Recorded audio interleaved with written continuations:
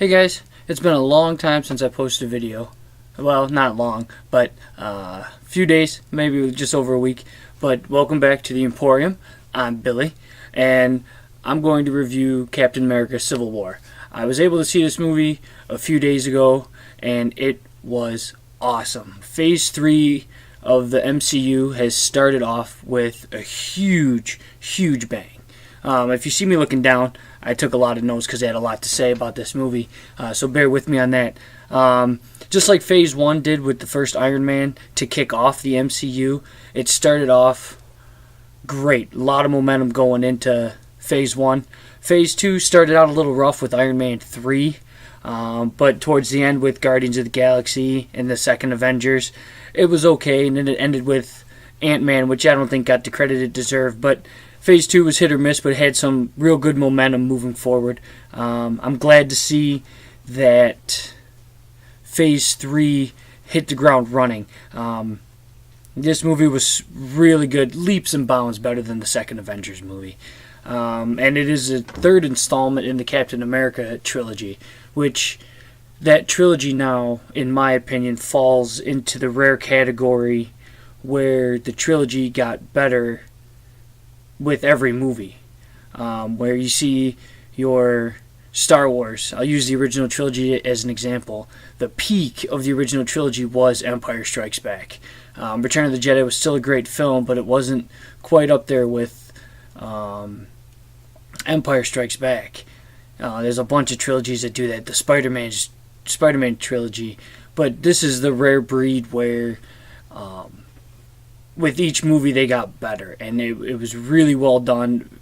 Great pacing, great flow with the movie. All the events that unfolded worked very well together. I haven't given any spoilers away, so I'm about to get to that. The obligatory spoiler warning for those who haven't seen it. Please turn away. If you haven't read the comics, this movie really represented the comic books well. This was the last great, not the last, I mean there's been some since, but this was, since the Age of Apocalypse series of comics, this was the best one that they had. I heard rumor that the Civil War series of comics brought Marvel out of bankruptcy. Excuse me. That's right, it's a Nerd Emporium mug. But this movie really represented it, from the iconic quotes to the iconic images. I have here the cover of Civil War issue number 7. When they showed this image, this exact image in the movie, and the way they filmed it, it was like a really fast-paced fight, and then all of a sudden you got Captain America holding up his shield and Tony Stark putting his hands up with his repulsor rays, shooting the shield, and then it just slowed down and panned around it and really emphasized that shot. It was very well done. Moving on to the team breakdowns in this movie, you have Team Captain America with Captain America, Falcon, Scarlet Witch, Winter Soldier or Bucky, Hawkeye, and Ant-Man. All the members on this team had reasons to be on that team. None of them felt that they needed to register or sign a document saying that government officials or a world government can dictate to them when they'll be used and who are the good guys and who are the bad guys. They felt that their hands and their powers best belonged to them, and the judgment calls by them. The way these guys were brought together, if anyone's seen, like I'll use Ant-Man as an example. Anyone who's seen the movie Ant-Man knows that he squared off against the Falcon. And they used that in this movie to recruit him to join Team Captain America, because they needed a guy to even out their team, and it was just very well done. And the way the rest of the guys were recruited, obviously Bucky's Captain America's friend, Scarlet Witch, Captain America's looking out for her the entire time and has her back, with some of the incidents that transpire in the opening shots of the movie, with innocent people dying and things like that. So they all worked very well together and were very close and had each other's back, and that's why they were on the team, and they didn't want to register and be government assassins, so to speak. Now with Team Iron Man, obviously you have Iron Man, Black Widow, War Machine, Vision, Black Panther, and of course, spoiler, Spider-Man, which is not really a spoiler because it was in the trailers. These guys were brought together because they felt that superheroes or super beings needed checks and balances, and they thought this was a good way to do it. Obviously, Colonel Rhodes, who's the War Machine, was going to side with Tony Stark. Vision, he's the peaceful-minded one, and feels that this is going to bring more peace than harm. Then you have Black Panther. He's brought in the team because of his father, actually, in the movie being killed. And that's what brings him there, because Bucky is the one that is said to have killed him, and he's on the opposing side. So that's why T'Challa joins Team Iron Man. He wants the heroes put in check, and for this to never happen again. The same thing that happened to his father in Wakanda and things like that.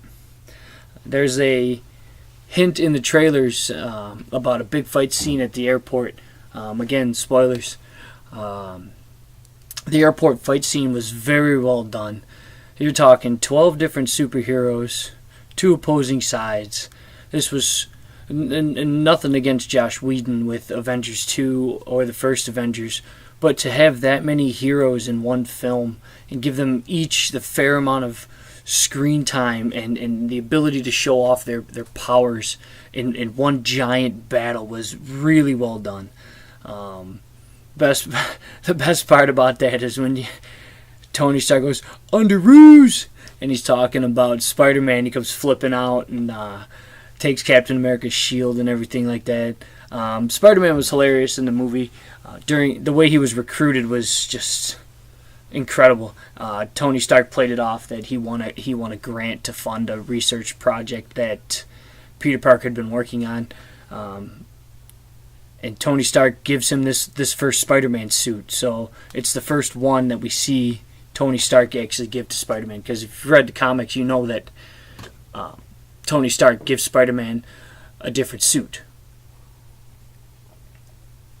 And I believe he's called the Iron Spider. I don't know. But during that whole fight scene, Spider-Man's flipping around. He's crawling on the glass of the airport. Looks just like a spider, like his name says. He's not yet solidified as a hero, and he's still finding his niche as a hero in New York. So he makes some mistakes. He doesn't cost the team a victory, so to speak, but he lets his blind sides get taken advantage of, spider sense or not. But he was still coming into his own, and they played on that a little bit, which was cool, which is going to make his solo film, which I'll touch on a little bit later, that much better. Ant-Man, this was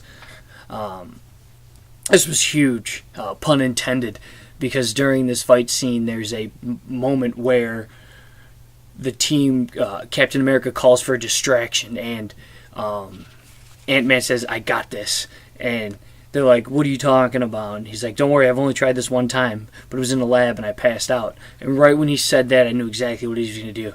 He turned his regulator and he went big. He didn't go small like he always does, but he finally went big. I know when I say finally, he only had the one movie, but it was so cool that they played on that power of his in his second screen appearance. I very much enjoyed that, and I marked out really hard.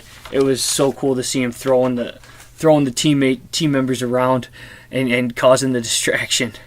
There is also a side story in the movie with Baron Zemo, and that does not distract in any way from the main story. It's very subtly done in the movie, but you know that story's there because during the big airport battle, that's who Captain America and Falcon are trying to get away to get to this guy.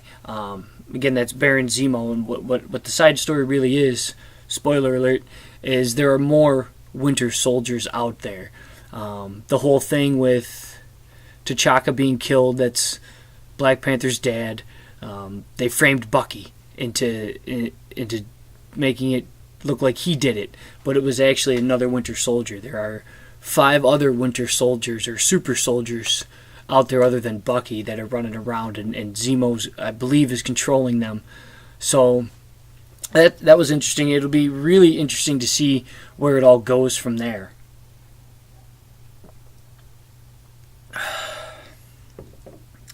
Again, with Phase 3, this was Civil War was a hit, and it hit hand over fist, man. It was just nothing was wrong with this movie. I believe that some people will have the complaints of the things they changed from the comics, but I felt they were necessary. I won't go into details, but it's an adapted movie from a comic book, and you're not going to get everything in the movie that you can in the comic book. Phase 3, I'm shifting gears a little bit here. Going to talk about Phase 3 based on this movie and some of the problems the MCU has moving forward that I think can be addressed. Phase 3, there's a lot of movies coming out. I think there's 10. Obviously, the first one being Civil War, which was great. Momentum's going, and they can, in my opinion, they can only go up from here because the next one coming out is Doctor Strange. There's a lot of great possibilities with that one. Just like with Guardians of the Galaxy did, Doctor Strange is going to show a completely different side of the MCU, where Guardians showed more of the cosmic side and introduced a lot of different elements and characters and races. Doctor Strange is going to introduce the mystical side and all the mysticism that the MCU can have and will have moving forward.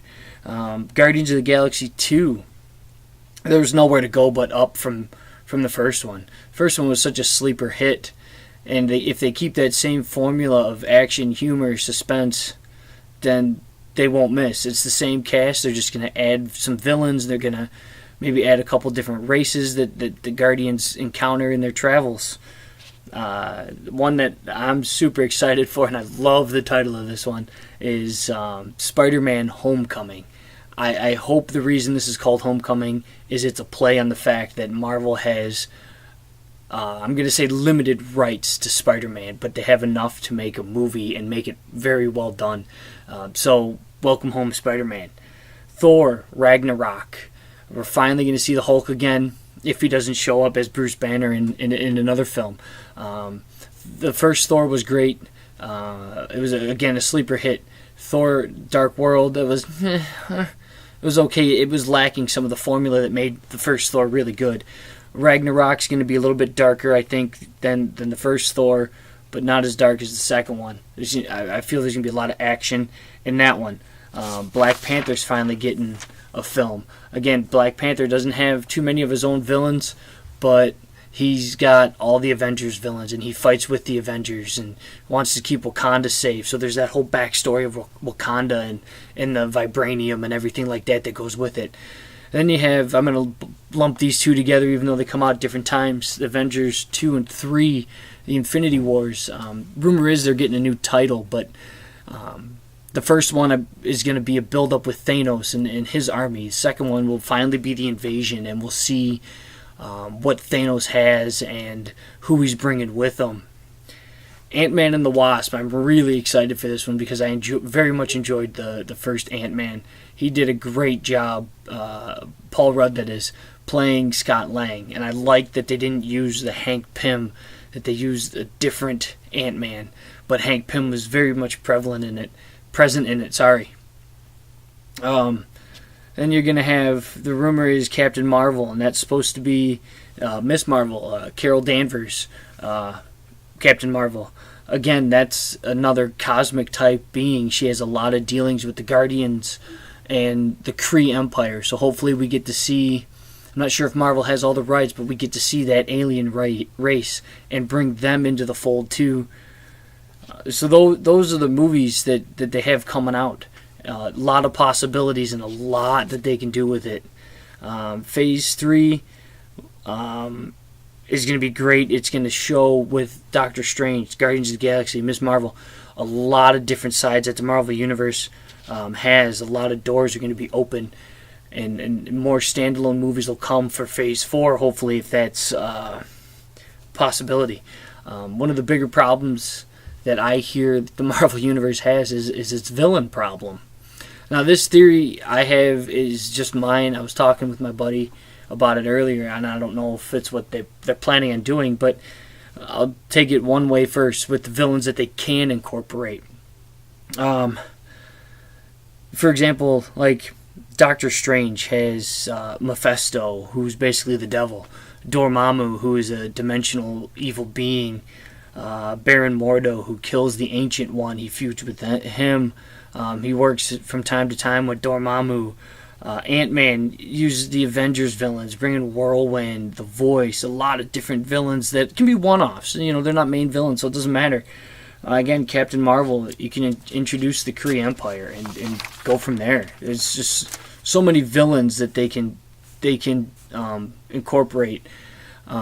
You can also build on these villains, make them crossover, just like the heroes do. Don't just make the villains in the one movie. Take like Dormammu from Doctor Strange and have him send Baron Mordo into a different movie, or have him feud with Ant-Man or something. But not just that. The other side of it is with Infinity Wars 1 and 2 and the time frame that those come out. I believe Infinity Wars Part 2 ends Phase 3. So these villains being one-offs for Phase 3, I think that's leading up to it just being Thanos. Thanos and Loki for the Infinity Wars are going to be your two main bad guys. I think that's why they don't want to incorporate too many villains, because during the Infinity Wars, Thanos is the main guy because he has that Infinity Gauntlet that grants him and gives him all those powers. So I think they might be purposely killing, I hate air quotes, these villains off to set up for just a Loki return with Ragnarok and then Infinity Wars and Infinity Wars 2 and Thanos, just to have those two guys be your main villains, which I'm okay with that. I know this was a lengthy video, but I had a lot to cover with Captain America and Phase 3 in general.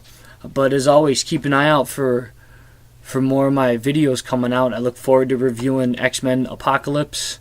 From everyone here at the Emporium, stay tuned till next time and stay nerdy.